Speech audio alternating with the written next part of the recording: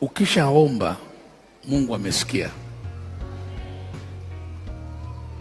Hajibu wakati unaomba na hajibu wakati umemaliza maombi. Anajibu wakati umesahau uliomba nini.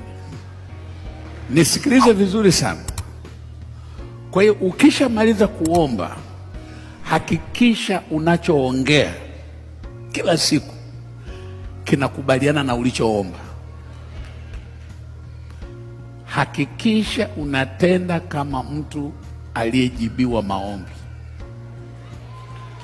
Acha kuwaza shida zako, waza jinsi unavyoenda kutumia baraka zako.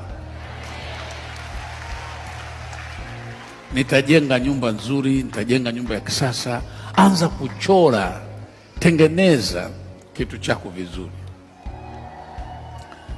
Baada ya hapo, ukishamaliza kufanya haya yote, kinachofuata cha mwisho kabisa, jifunze kuwa na shukurani. Mtu akikutukana, haleluya, Mungu akubariki sana, haleluya.